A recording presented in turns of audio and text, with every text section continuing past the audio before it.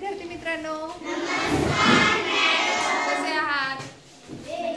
मजेत. बरं, ठीक आहे. आज आपण झटपट इंग्रजी शिकणार आहोत आणि तेही मराठीतलं वाक्य इंग्लिशमध्ये कसं करायचं आणि ते करत असताना काय लक्षात ठेवायचं हे आपण बघणार आहोत. तर बघा, वाक्य असं आहे की मला ड्रायव्हिंग खूप आवडते. ड्रायव्हिंग, बघा वाक्य काय, मला जरा अक्षर लहान काढते, बसत नाही फळ्यावर म्हणून. मला ड्रायव्हिंग खूप आवडते. बघा, मला ड्रायव्हिंग खूप आवडते.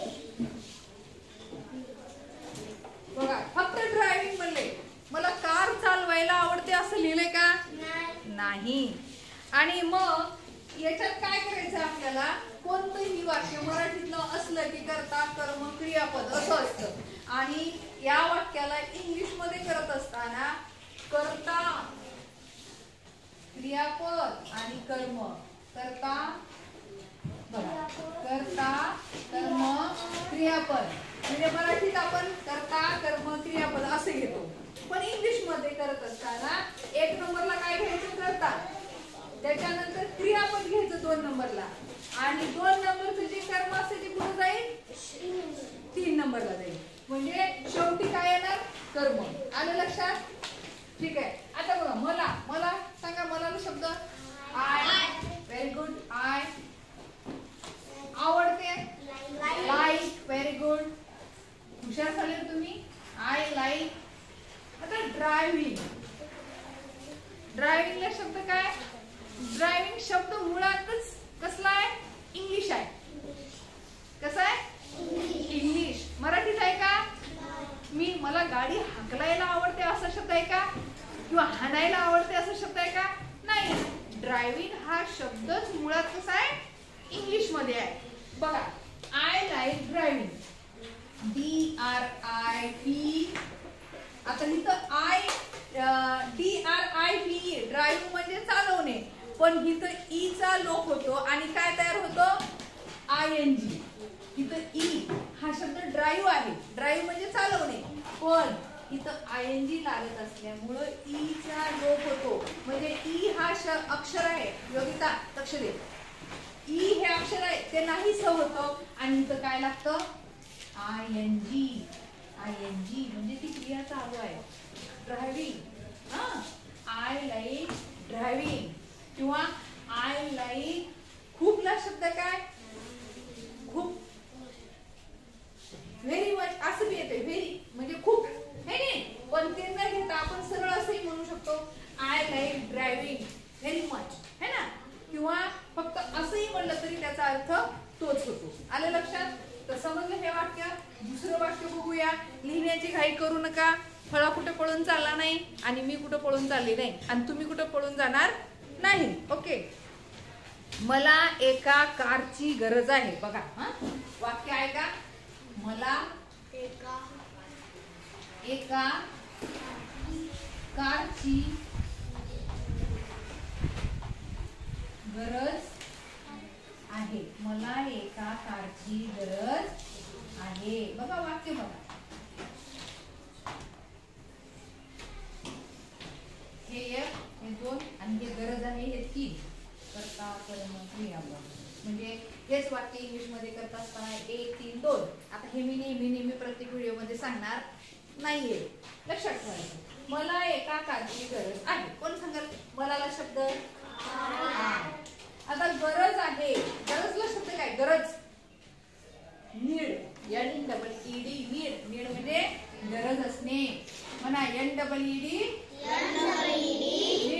नीड म्हणजे गरज असणे.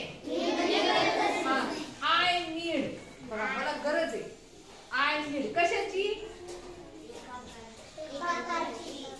काय पुढं मग?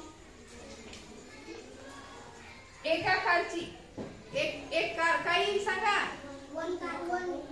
अ car. I need a car.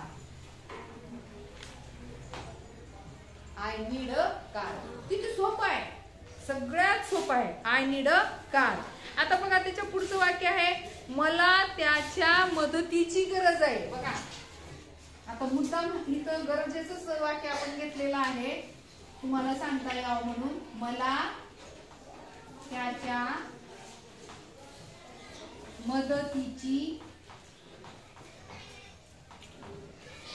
गरज आहे. मला त्याच्या मदतीची गरज आहे. बघा किती सोपं वाक्य आहे. बघा हा सांगा. आय. आता तुम्हाला सांगता आलं पाहिजे. गरज आहे need. Very good. I need. हा त्याच्याला शब्द हिज. हिज म्हणजे त्याच्या. HIS his. I need his मदत. Very good. हे वाक्य कुणी सांगितलं? तुम्ही सांगितलं. I need his help. म्हणा I need his help. I need his help. I need his help. हा पुन्हा म्हणा I like driving. I like driving. I need a car. I need a car. I need his help. I need his help. Very good. आता आपण बघूया चौथं वाक्य. तुषार लिहू नकोस. मराठीतलं सांगितलेलं कळत नाही का? पुढचं वाक्य आहे मी बिल भरते. मी बिल भरले. भरले. मी बिल भरले.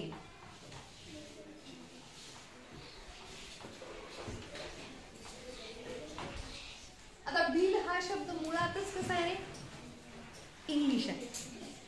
काही शब्द आपण काय करत असतो? काही वेळेस आपण काय करत असतो की इंग्लिश शब्द आपण बोलताना जास्त वापरतो. असो मी बिल भरले. आता बघा